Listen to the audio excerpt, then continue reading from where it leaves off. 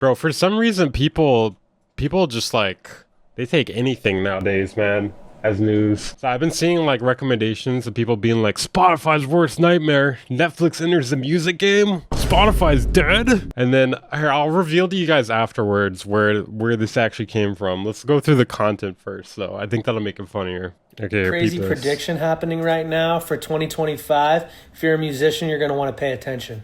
It is rumored that Netflix is going to enter the music streaming hit the like button if you haven't, guys. Landscape. The company has really deep pockets, as you know. They're getting even deeper. What happened to this guy's eyebrows? After cutting back on original programming. They have 283 million subscribers across 119 different countries. If it's 190. Netflix decides to do this, it will put a massive dent in Spotify's market share. Everybody's already cutting back on their subscriptions. So if you could bundle watching TV and listening to music inside of the same app, which they already have a mobile app, they're perfectly set up. Bro, when you find out where this is from, it makes this so much funnier because it's literally this guy saying the exact same shit. Like, it's basically fucking plagiarized from somewhere else. To house music inside that app, offer streaming. One of the only obstacles that they're going to face with this is securing the licenses from the labels. But as we know, I don't think labels are going to say no to a crazy new revenue stream. Crazy new revenue stream. Oh, you mean Netflix? Music streaming inside of Netflix. Is that a crazy new revenue stream? Would you put your music on Netflix? If you're a listener, would you listen to it on Netflix? Because I personally would. Okay, wait, it gets even better. Hold on. Here's another one. Netflix is planning on rolling out. Okay, wait. So it went from a rumor to now Netflix is planning on putting out their own music service. Source? I made it up, of course. I fucking made it up. Their own music streaming service. Netflix has never said this, by the way. And here's how it's going to be different from Spotify. Netflix's music. But how do people get this much confidence to just go on the internet and just make shit up in front of a camera? Streaming service would be based on an acquisition model, just like they do with all their series and movies that they get. So they would buy. Also, okay, wait, hold on. So first off, there's no confirmation of this ever happening. Netflix never said they're doing this. But this guy is already telling us how it's working. It's already happening and he knows how it works. Let's listen in. He must have some insider information. Catalogs outright, meaning they wouldn't have to pay royalties. But this... Okay, they're going to purchase it outright. So they're just going to buy songs. Those things that last like 3 minutes and people just burn right through them one after another. They're going to pay for them. They're not going to do royalties. They're just going to pay for them up front. You know, they might buy like 100 songs or something like that. Actually could be better for independent musicians, and here's why. Imagine this, you're an independent artist, you make 5 to 8 songs, and Netflix comes to you and says, we're gonna pay you $200,000 to own those songs. They're gonna pay you $200,000 to own those 8 songs. How much money do you think they have? Like, do you think they could afford even 1,000 songs? Like, how do people think this works? How do people think this would work? Okay. Instead of worrying about having to create content to make the songs popular and go promote the songs yourself, Netflix is incentivized to go promote your music because they now own it. And because it's not an advance on royalties, like if you were to sign to a major label, you could go back to Netflix year over year and say, give me $200,000, 300, 500,000. It's so simple. It's just so simple. This guy's got it all figured out. Whatever it is for a set amount of songs, which gives you a stable lifestyle. You get enough money to... A stable lifestyle. Bro, you're gonna fucking shit your pants where you see where this came from. It's a rumor, first of all, and it's not from fucking Netflix. It's from some random fucking person. Support your life and keep creating music. Plus, you can make enough money to support your family. Man, you can buy whatever you want with all that money. All the money for your merchandise, your touring, all that stuff is still owned all by you. I guarantee you there are hundreds of thousands of independent artists who would do that deal with Netflix today. Okay, bro, I feel like this channel might be a gold mine here. Now let me show you where this fucking came from. You're gonna shit your goddamn pants. You're gonna shit everywhere.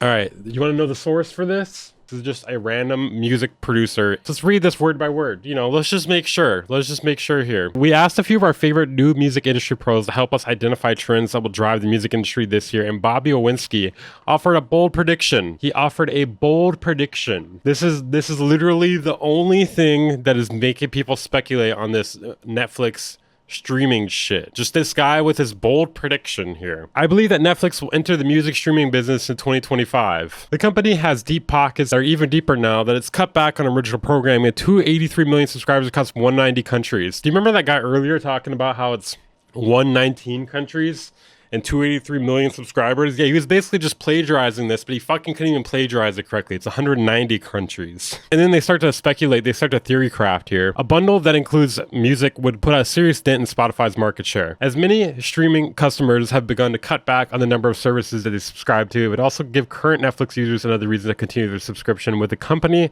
and drop another competitor's service instead. Netflix already has a mobile app and infrastructure. That fucking Instagram Reel was basically just plagiarizing this shit, because they said the exact same shit here, the Netflix mobile app and shit like that, except they took out the part that it's like a prediction. The company would have to secure licenses from the record labels, and I doubt that any label would turn down any offer. So like this whole thing is just fucking stolen. Amazing, right? Fucking amazing. So there's actually a video too. Okay, this guy. Spotify's worst nightmare. Netflix enters the music game. I didn't know they were entering the music game. I could already tell by the way this guy looks. I don't fucking like him at all. I don't know what it is exactly. I do not trust him though. So there's a lot of rumors around that Spotify might just have a new competitor on the block. There's predictions that A lot of rumors. Okay, let me remind you. The rumor was from one guy who doesn't work for Netflix. So those were our rumors going around the block. Netflix just may enter the streaming. Oh, I thought you said they enter the music game. What? What do you mean they may enter? Okay. Service business and start streaming music right inside their app. I mean, they've already got 283 million subscribers across 190. Bro, oh my god, dude. Are these people using Chat GPT or something to write the scripts? Like, that's literally just spitting back the same thing that was in that fucking, in this Hypebot page. You know, 283 million subscribers across 190 countries. Can you at least come up with something a little fresh? Countries, so it'd be very easy just to add music into the app. And let's see, where was that here? They already have a mobile app and infrastructure to easily support music. Like, bro, at least come up with your own theory crafting here. This could put a serious dent. A serious dent. A serious dent. In Spotify's market share. Market share, bro. Word for fucking word, dude. This could put a serious dent in Spotify, like at least change it up a bit. But I was looking at the numbers and just trying to see like, okay, how much of a dent would it really put and would it really matter? Because right now Spotify's got about 31% of the market share, 37%, where Apple's got... At least this part, he's theory crafting but on his own. That's good. Good job. 30%, followed by Amazon, 23%, right? And how I look at it is just like, where are the users? Where are the fans? And wouldn't Amazon already, like with Amazon Prime, like that's easy to say, well, look, I got a Prime membership, but I don't listen to my music there. You know, I do have Apple. I think it's Amazon Music, but whatever. It's not a big deal. As far as I got the Apple TV, but I don't listen to my music there. You know, I like it on Spotify. I like the app. I like the playlisting. And this is what I think and why I don't think it's going to be that big of a deal. I think it's just going to be a brand new income stream. And how many people are down for a new income stream while people can stream your music and you can make more money and hopefully a higher royalty rate. But you got to remember, like, you know, this whole ecosystem that's... Hopefully a higher royalty rate? I doubt it's probably going to be like the exact same. Like, why would it be higher? I like how I'm just like buying into the theory crafting at this point. Created with playlists, pitching to editorial playlists, the algorithm, and sharing your music. And I know I get a lot of hate, and there's a lot of hate on Spotify, but what other app that has the Spotify discovery mode that is really sharing your music? Spotify discovery mode. Bro, this guy, I've watched this already. To be fair, I pre-watched this. Like the only actually other algorithm that is so sophisticated and really shares your music, if it's good, or should I say share your videos, is YouTube. Sophisticated. Spotify, sophisticated. The whole way Spotify's algorithm works, if I remember off the top of my head, is it just bases it off of success. Like, it's not even based off of like some like intricate analysis or anything. It basically just, it's like, oh, a lot of people are listening to this. We're going to recommend it to other people. And then YouTube basically kind of is the same thing, except that like click-through rate matters a lot. Right here, man. If you're watching this video, maybe you're listening to the podcast, but like YouTube shares good videos. It's and remember, you always have to replace that word algorithm with audience. It's not. That's not true, though. Like, it doesn't just share good videos. It shares bad videos, too. Basically, it's stuff that intrigues people, whether it's good or bad. Not that the algorithm doesn't like your music. It's the audience that doesn't like it. And I really believe Spotify has really trained its algorithm in all these different genres, playlists, artists. Like, this ecosystem is going to be very hard to break down because, like, honestly, if I think anybody who would have already, really Bro, this guy's brain is Swiss cheese, man. There's just fucking holes. There's nothing but holes. combat and became the leader again would be Apple, right? And iTunes and everything like that. But I really think that Spotify's got such a grip hold on it. I'm not really concerned, but let me know in the comments, like, would you stream music in Netflix and just get rid of your Spotify or wherever you listen to music just to save, a few bucks a month? Or do you think these companies should focus on what they're good at? I'm scratching my nose. Like I know Netflix is making all these great documentaries, and if you haven't seen the Spotify documentary called Playlist, you definitely need to go watch that because that's really interesting to see. One thing I noticed is these music business people, pretty much like all like business like YouTube's or social media people are like huge grifters. I guess you would have to be to like get into like to not just do business but to do like social media business. Like that, it basically attracts like the biggest grifters possible, in my opinion, other than like political social media people. How Spotify came to be, and we forget that like Napster, LimeWire, Pirate Bay, where all these songs were just being stolen and being listened to for free, and there was nothing to solve it. It was either buy CDs, buy tapes, buy vinyl, or that's it, right? There was no real system. And sure, iTunes was there, but this is before streaming, if you can believe it. And so I believe Spotify really solved the problem and allowed us to get paid.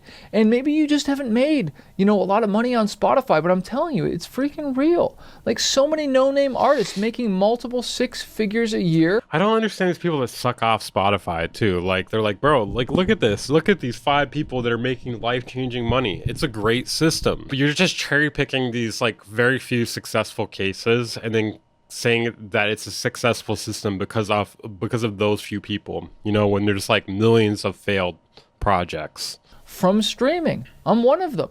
Okay, and I'm not a household name. A lot of you have never heard of Manifest, and I've been doing music full time for over 15 years. There's so many different niche genres that you and I know nothing about, where artists are killing it. And so my advice is just keep growing. When we promote our music on Facebook and Instagram ads, I don't just get a lift on Spotify. We're always going towards Spotify to grow our playlists and whatnot, but that's not the only streams that get a lift. I've done other videos on this channel where I shared my YouTube streams got a massive lift because people are like, what is that song? And they're putting that on the comments. And that's how you know if you've got something that connects. When people are like, yo, what's the name of that song? And you're responding to it. What do you think they're doing? They're going over to YouTube and they're looking you up. They're Shazamming you. My Shazams go through the roof, right? So at the end of the day, these platforms can come and go, but we as the artists, the creatives, we're going to be here long term, and we just need to keep building that foundation. And if I can say anything as well too, is you got to make sure you're building that email list as well, because that's oh my God, take it easy, busy. Something you own. The truth is, Spotify, Netflix, Apple, Amazon, not that I think these companies will be gone, but we don't know where they'll be 10 years, 15 years from now. We just don't know. But I do know that email he's got a point there. Going to be here. I know you and I are going to be here creating music. The thing is, are we going to build our brands so that it's very easy just to switch over no matter what comes? We just dominate and kill it. What are your thoughts? My thoughts are this is not a thing, and I don't think it's going to become a thing. People are basing this off of a fucking hype bot page link where some fucking music producer like spoke 2 paragraphs about it. I don't think they're going to do that. There's plenty of streaming services right now, personally. I don't know. I don't think there's a lot of money to be made as a platform on streaming music. Like, I think it's actually a stupid move to do that.